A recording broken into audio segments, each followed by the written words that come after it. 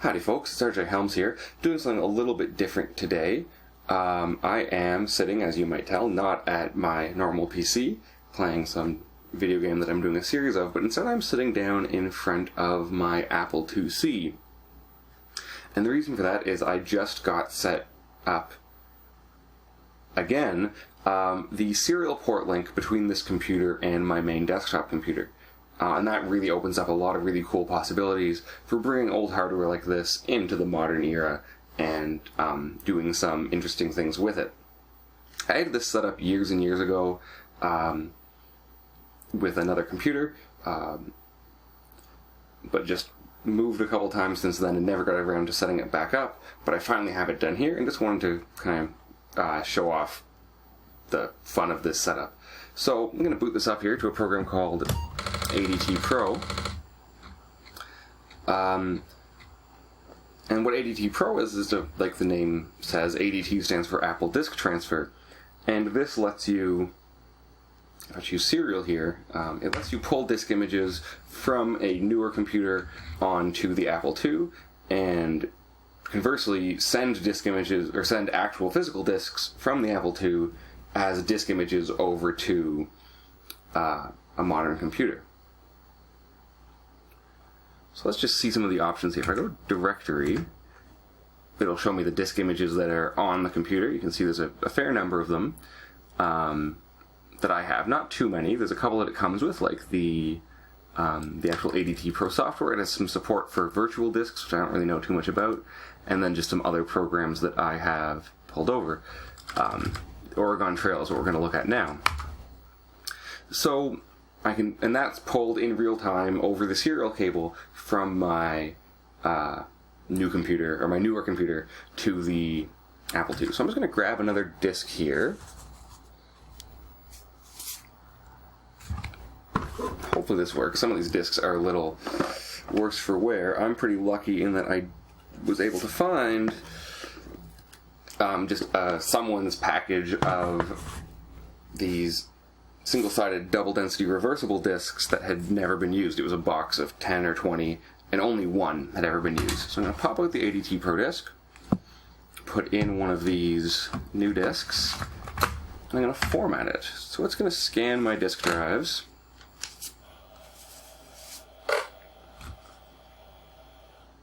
Tell me that there is a RAM disk, and then IO error means unformatted disk or no disk. So in disk drive 1, there's the unformatted disk I just put in, and my disk drive 2 is empty. I'm not actually so convinced that the disk drive 2 on this machine works. So let's just format this. It'll clack a bit and format it. But it doesn't take too long to do. I don't need to worry about the volume name because I'm not going to need a name because the image will name it. So let's flip the disk over and say yes, we do want to format another. Choose the same drive.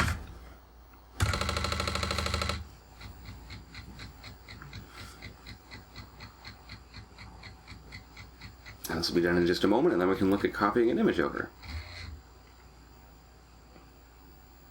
So I don't want to format another. So let's flip this back over again to side 1, and then we can receive an image. So I choose R for receive. It'll ask me for a file name. I don't know one.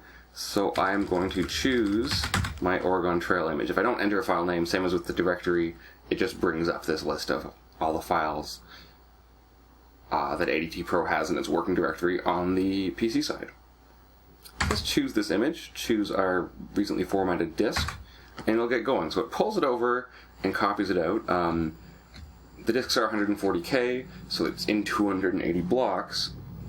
So it pulls it over 40K or 20K at a time. It goes pretty quickly. While this is going, I'm going to let this go and then flip the disk over into the other side. I just want to talk about the Apple IIc. So this computer is, C stands for compact, and it's a pretty small little computer. It's basically a miniature version of the Apple IIe, which was the most famous and best-selling model of the Apple II. I was in production from 1984 to 88, I believe. This particular computer that I'm working in here belonged to my aunt. I don't know exactly when she purchased it, but just based on the the ROM revision, it would have been manufactured sometime between November 85 and September 86. So with that image done, I'm going to choose another one. Same thing, I don't know the exact file name, so I'll choose side 2. And it'll pull over the same way. You can see that this computer did belong to someone who had kids, because there's a couple of little glow-in-the-dark stickers that are long ago dead. I guess one of my cousins put those on once upon a time. Now, I think she used this computer up until around 1990 when she purchased a Mac Classic, maybe 91, 92, and then I received it from her a number of years later. It's not an Apple II. Like, I did grow up with the Apple II as a computer, but not this one. I had a IIe, but just this computer, because it is so much smaller, is a lot more practical to have set up and actually out and operational. So we're down to our last chunk of write operations. So with any luck, this will work. So let's flip over the disk back to side 1 and quit ADTPro. I did, just fair warning, I did try this earlier and it didn't want to boot. Maybe this image is no good, the Oregon Trail image, but let's give this a shot. So I quit. So it's booting into, this is the ProDOS prompt. It's scanning my disk drives.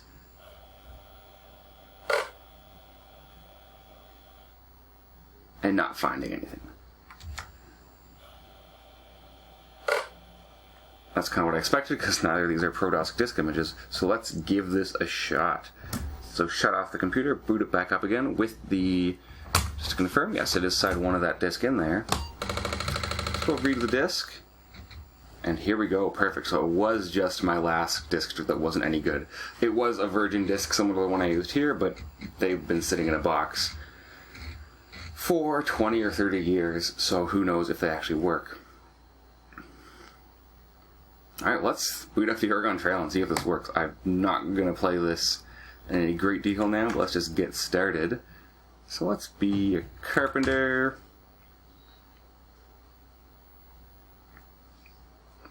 Yeah, I'll be me. And let's choose some other people. Richard Nixon. Oh. Okay. Nixon, Ford, Carter, and Reagan. Yes, those names are correct.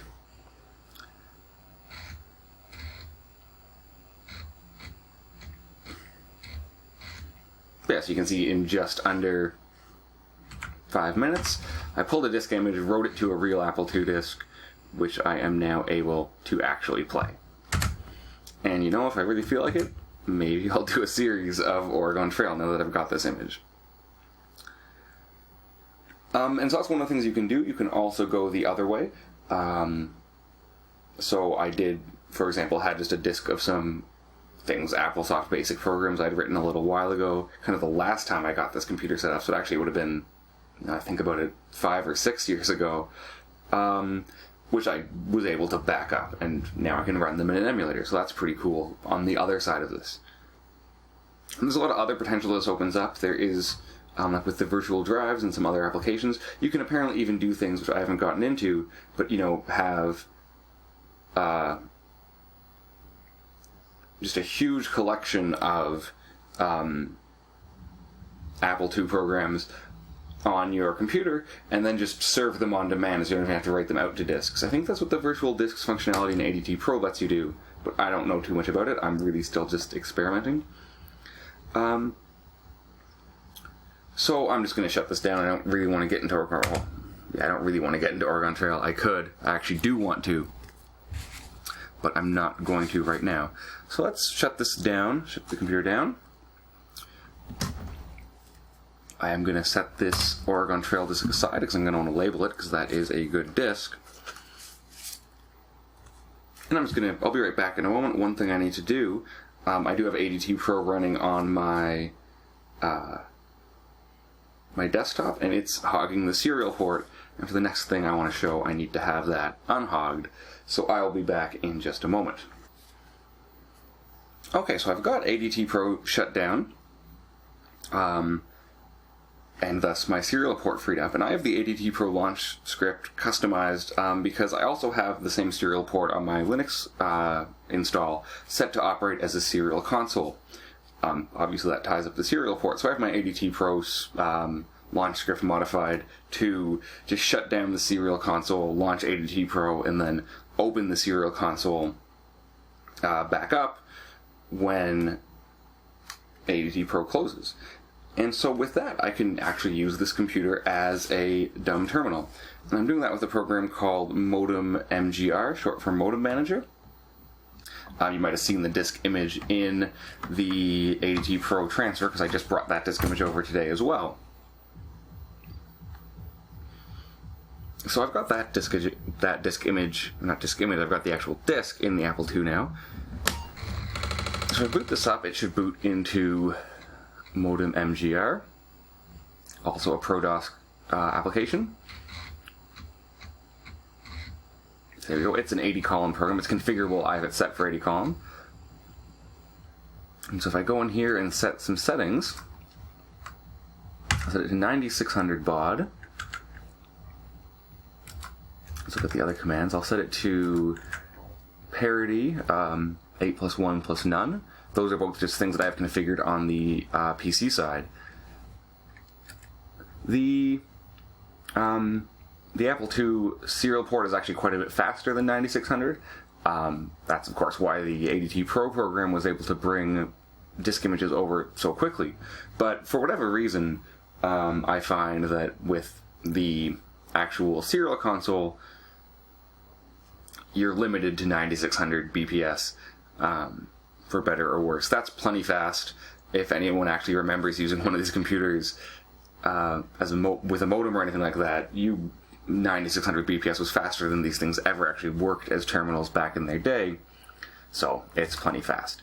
So the last thing I want to do is go into terminal emulation mode, which is with the colon, and choose the VT220 terminal. So this is a little finicky, but with any luck, there we go. I am now looking at the login prompt of my Linux machine. I can log in here, and I've got a fully legitimate terminal session of this on the machine. The machine's just a couple feet away, and you can do a lot of things with this. It's, for example, I could run top with it, and I could use it as a process monitor. There's not too much interesting happening here. You've got that nice, wonderful 9600 BPS screen refresh.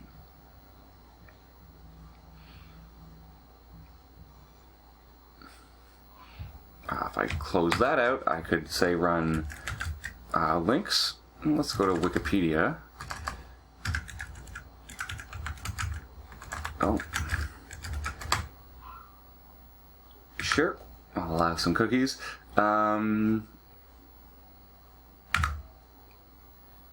That's just fine. This keyboard's a little worse for wear, so it makes some double keys and things like that a bit inconsistently, but you can see here I am on Wikipedia.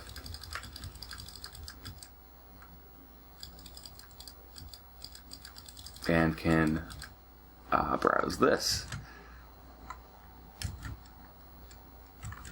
This is a good test of accessibility.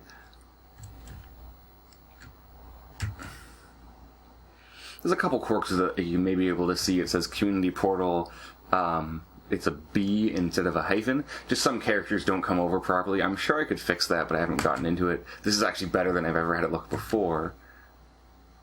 Same thing, some of the special characters in these, the language lists don't work properly.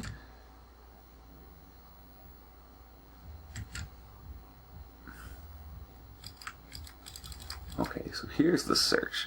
So let's say look for Apple IIc.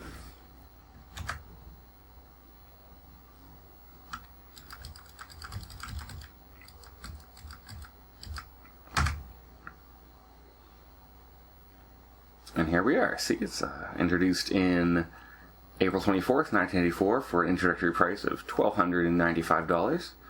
Ran ProDOS, the 1.023 megahertz processor.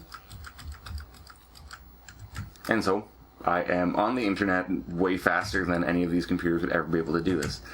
I've heard of people doing things like using this as an IRC client.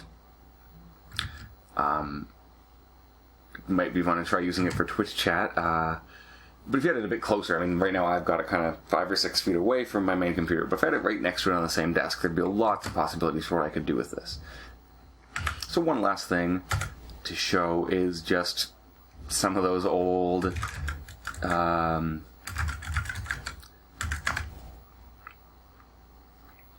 the old BSD games collection is on this computer, and that means there's some great old terminal games. So for example, if I launch Tetris BSD, it'll detect these are the keys that I have, and you can play a pretty cromulent game of Tetris just on a Apple II over a serial link. Oh, it would help to be good at Tetris. So this is, running remotely. And I am playing it on a computer that certainly never had a distribution of Tetris like this.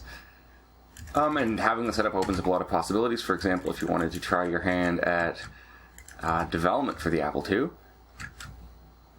being able to do your actual development on a modern computer with a less clunky keyboard and say better text editors and things like that, you could then try the software out on an emulator and then pull the disk image over when it was done for real.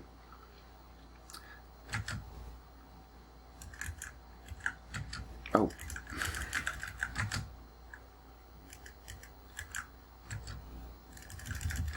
Anyways, I'm not playing Tetris very well now, but that's fine. I did not set a high score. My high score was earlier today. Still not great. But yeah, I think that's just about everything I wanted to show. I'll put a link in the descriptions below to where to get everything that I used for this. So where to find the ADTPro software, where to get the cable to hook it up, and where to get the disk images and things like that. If you want to try this yourself, let me know in the description below if you want to see more things with the Apple II. There's a lot of fun things to explore with this computer. And don't forget to like this video and subscribe to my channel if you want to see more. So this has been a tour of the Apple II connected to a modern computer through a 9-pin serial cable. I've been Archer Helms, and thanks so much for watching. I'll see you next time.